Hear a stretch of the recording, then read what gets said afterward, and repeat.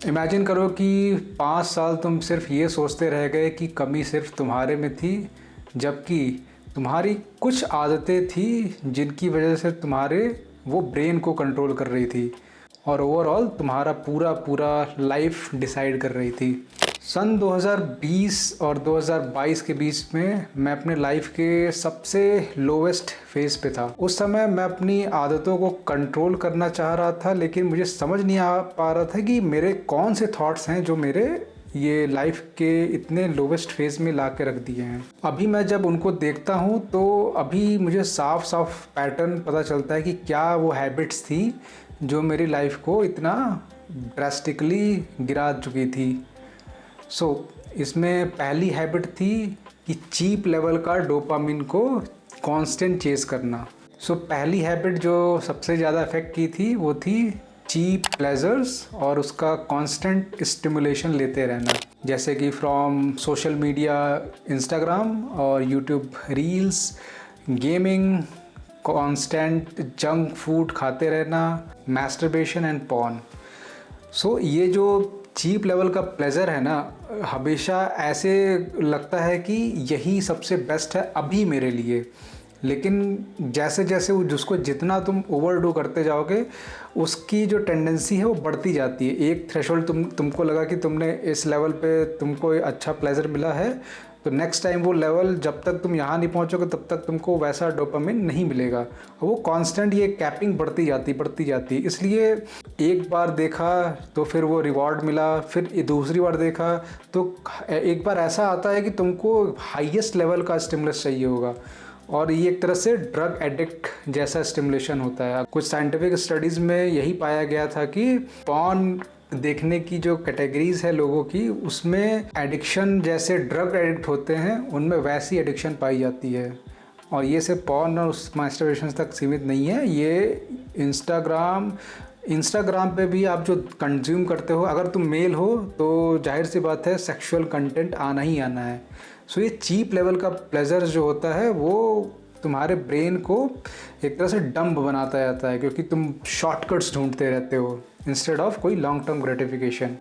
दूसरी जो हैबिट थी वो थी कि मैं सेरोटोनिन बेस्ड जो रिवॉर्ड जिससे हैप्पीनेस आती है, मैं उसकी जगह ना जा कर के जो स्मॉल एफर्ट के साथ हैप्पीनेस आती है उस पर मैं ज़्यादा था। यही जो हैबिट्स होती हैं ये तुम्हारे ब्रेन को बताती रहती हैं कि तुम अगर छोटा सा ही काम कर लोगे जो तुमको हैप्पीनेस मिलेगी वही सबसे बड़ी चीज़ है। जबकि अगर तुम कोई एफर्टफुल काम नहीं कर रहे हो, अगर एफर्टफुल काम नहीं करोगे उसके बाद जो हैप्पीनेस आती है वो सेरोटोनिन बेस्ड होती है। एक होता है डोपामिन और एक होता है सेरोटोनिन।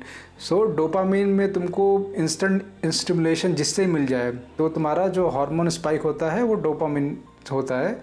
लेकिन क्रिएटिव वर्क या कोई एफर्टफुल वर्क करते हो, जैसे कि कहीं तुमको जिम में तुमने 1 घंटे लगा के काम किया, या तुम कुछ पढ़ रहे थे कोई अच्छी सी बुक और उससे तुम्हें कुछ सीखने को मिला, या तुम म्यूज़िक सीख रहे थे, गिटार सीख रहे थे, या कुछ आर्ट पेंटिंग या कुछ खेल रहे थे, तो इन सब में एफर्ट लगता है और उसका जो प्लेज़र होता है वो बाद में मिलता है, तुम वो चीज़ कर लेते हो।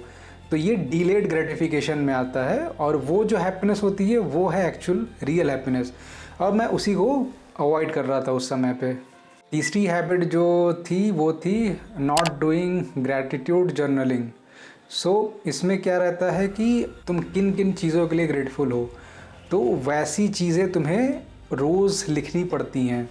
जैसे कि मैं ग्रेटफुल हूँ कि मैं अभी मैं बोल पा रहा हूँ, मेरे पास एक रहने को घर है और मेरे अकाउंट में कुछ पैसे पड़े हुए हैं, खाने को खाना है।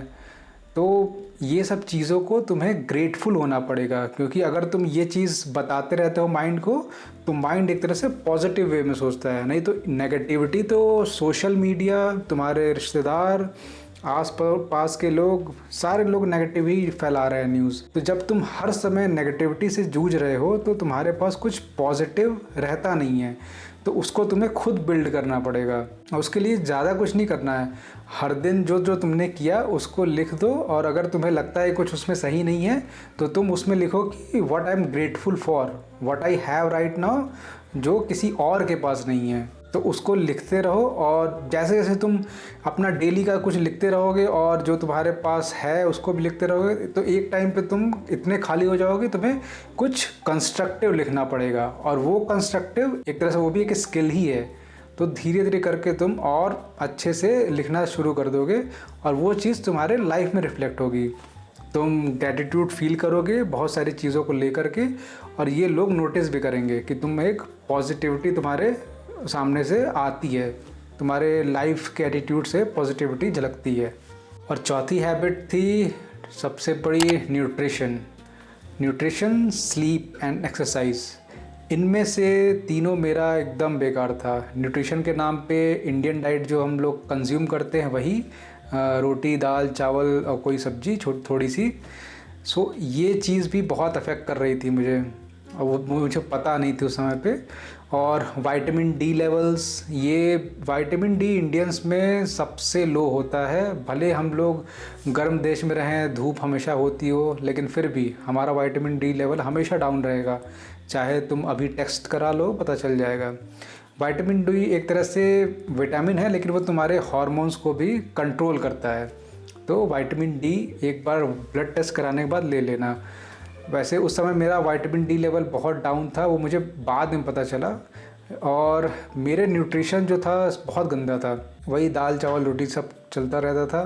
प्रोटीन के नाम पे कुछ नहीं, कभी कभी घी डाल दिया, वो भी जस्ट फैट के नाम पे।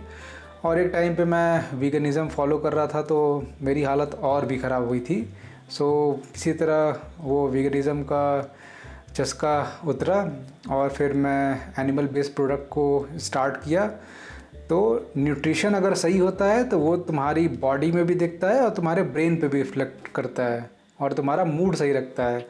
प्लस स्लीप अगर तुम्हारी क्वालिटी की नहीं है तो तुम पूरे दिन लेथार्जिक फील करोगे। अगर तुम 6+ आवर्स नहीं सो रहे हो, मतलब रिकमेंडेड तो ये 7 घंटे 8 घंटे सोने का, लेकिन 6 से कम तो नहीं सोना चाहिए किसी भी हाल में। अगर तुम्हारी नींद सही नहीं है तो तुम्हारा पूरा मूड ख़राब रहेगा, और वो तुम्हारे मेंटल हेल्थ पे भी इफ़ेक्ट करेगा। तुम्हारे मेंटल हेल्थ को इफ़ेक्ट करेगा तो तुम्हारी पूरी पर्सनालिटी पे वो दिखता रहेगा। अब जब मैं लाइफ को पीछे मुड़ के देखता हूँ तो बस यही लगता है कि मैं जो अपने थॉट्स को चेंज करने की कोशिश कर रहा था, जबकि प्रॉब्लम थी मेरी सराउंडिंग्स में और मेरे डिसीजंस और हैबिट्स में। वो हैबिट्स जो अभी मैंने डिस्कस की, वो कैसे मुझे लो लेवल ऑफ लाइफ में ले गई थी, और उसी से मैं किसी तरह धीरे धीरे करके वापस आया। और वापस आने का प्रोसेस यही था कि मैंने उस हैबिट्स की जगह पे कुछ कंस्ट्रक्टिव काम शुरू किए, और अपना न्यूट्रिशन सही किया, जिम ज्वाइन किया। सो इससे मेरे मेंटल हेल्थ और हैप्पीनेस दोनों सही हो गई।